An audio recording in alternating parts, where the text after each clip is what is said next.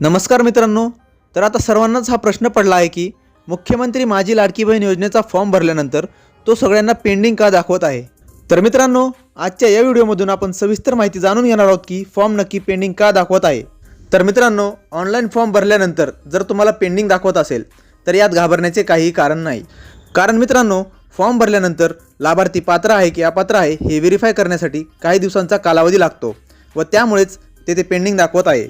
आणि महत्त्वाचं म्हणजे मित्रांनो, जर तुमच्या फॉर्ममध्ये काही त्रुटी असतील, काही अपूर्णता असेल तर त्याबद्दल तुम्हाला ग्रामपंचायतीद्वारे किंवा ॲप्लिकेशनद्वारे कळवण्यात येईल। जर तुम्ही गावी भागामध्ये राहत असाल तर एका गावामधून किती महिलांना लाभ भेटणार आहे, तसेच किती महिलांच्या फॉर्ममध्ये काय काय त्रुटी आहेत हे तुम्हाला ग्रामपंचायतीद्वारे सांगण्यात येईल।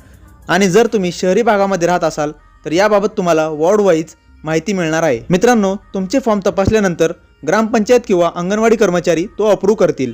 त्यानंतर जे फॉर्म अप्रूव्ह होतील ते राज्य सरकारच्या माझी लाडकी बहीण योजना या विभागामध्ये जमा केले जातील व मित्रांनो, त्यानंतरच लाभार्थी महिलांच्या बँक खात्यामध्ये दरमहा 1,500 रुपये जमा केले जातील। आता सर्वात महत्त्वाचे म्हणजे फॉर्म भरताना नक्की कोणती काळजी घ्यायची। तर मित्रांनो, फॉर्म भरण्याआधी तुम्ही तुमची सर्व कागदपत्रे एकदा तपासून घ्या। त्यामधील तुमचे नाव, आधार कार्डवरील नाव, बँक खाते क्रमांक, आधार कार्ड हे बँकेला लिंक आहे की नाही व तसेच राशन कार्ड, या सर्व गोष्टी तपासून घेतल्यानंतरच तुम्ही फॉर्म भरा।